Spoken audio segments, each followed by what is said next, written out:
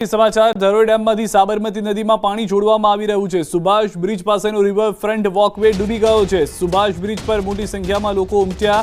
Riverfront પર લોકોને અવરજવર પર રોક લગાવી દેવામાં આવી છે। રિવરફ્રન્ટ વોકવે પર પોલીસ બંદોબસ્ત ગોઠવી દેવાયો છે। પોલીસ દ્વારા લોકોને સાવચેત રહેવા સતત એનાઉન્સ કરવામાં પણ આવી રહ્યું છે। ડીસીપી કક્ષાના અધિકારીઓ પણ સુભાષ બ્રિજ પહોંચ્યા છે। કોઈને પાણી નજીક ન જવા અને સેલ્ફી નહીં લેવાની અપાઈ છે સૂચના। ભારે વરસાદ અને પાણીના પ્રવાહને લઈને લોકોએ રિવરફ્રન્ટ પર ઊભું નહીં રહેવા પણ સૂચના આપી દેવામાં આવી છે। તો આખો વોકવે જે છે તે ફરી એક વખત ધોવાઈ ગયો છે। दोस्तों है कि जो पानी नो प्रवाह વધારે હોવાના કારણે કોઈ સેલ્ફી તેમજ ફોટો પડાવવા માટે આ પાણી નો પ્રવાહ વધારે હોવાના કારણે આવું નહીં કે ટ્રાફિક જામ થાય નહીં એના માટે પબ્લિક તો છે તેમજ લોકોએ જરા તકેદારી રાખવી એ જરૂરી છે।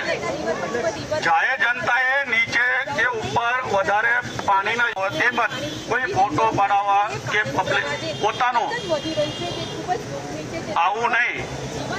ધરોઈ ડેમમાંથી પાણી છોડવામાં આવ્યું છે, જેને કારણે સાબરમતી નદીની સપાટી વધી રહી છે।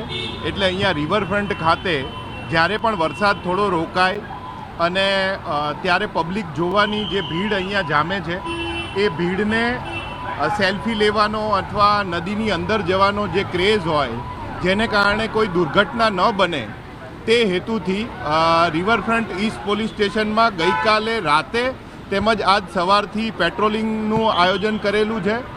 ઉપરવાસમાં પડેલા ભારે વરસાદને કારણે સાબરમતી નદીમાં પાણી છોડવામાં આવ્યું છે। આપ દ્રશ્યની અંદર જોઈ શકો છો, સાબરમતીનું જે રૌદ્ર સ્વરૂપ છે તે સ્પષ્ટપણે જોઈ શકાય છે, કારણ કે જે વહેલી સવારે પાણી છોડવામાં આવ્યું હતું ત્યારબાદ સતત આ પાણીનો પ્રવાહ છે તે વધી રહ્યો છે અને સપાટી છે તે પણ વધી રહી છે અને તેને કારણે ખાસ જે વહીવટીતંત્ર છે અને પોલીસ તંત્ર છે તેને પણ એલર્ટ રહેવા માટેની સૂચનાઓ આપી દેવામાં આવી છે અને નીચાણવાળા વિસ્તારો છે કે જ્યાં પાણી ફરી વળવાની શક્યતાઓ છે ત્યાંથી કેટલાક જે લોકોનું સ્થળાંતર પણ કરવામાં આવ્યું છે। એટલે કોઈપણ પ્રકારની જાનહાનિ ન થાય તેની તકેદારીના ભાગરૂપે તમામ જે તૈયારીઓ છે, તમામ તકેદારીઓ છે તે જિલ્લા વહીવટીતંત્ર અને પોલીસ તંત્ર દ્વારા રાખવામાં આવી રહી છે। ખાસ વાત કરીએ તો સાબરમતી રિવરફ્રન્ટનો જે વોકવે છે તે પણ હાલ પૂરતો બંધ કરી દેવામાં આવ્યો છે, કારણ કે કોઈપણ પ્રકારની જાનહાનિ ન થાય તેની ખાસ તકેદારીના ભાગરૂપે। જો કે પાણીનું સ્વરૂપ જોવા માટે અમદાવાદીઓ છે તે ઉમટી પડ્યા છે। આપ જોઈ શકો છો દ્રશ્યની અંદર અહીં મોટાભાગના લોકો છે પરિવારજનો સાથે છે અહીં આવી પહોંચ્યા છે અને ખાસ આ જે પાણીનું સ્વરૂપ જોવા માટે લોકો અહીં આવ્યા છે। કેટલાક સહેલાણીઓ છે તેમની સાથે વાત કરીશું।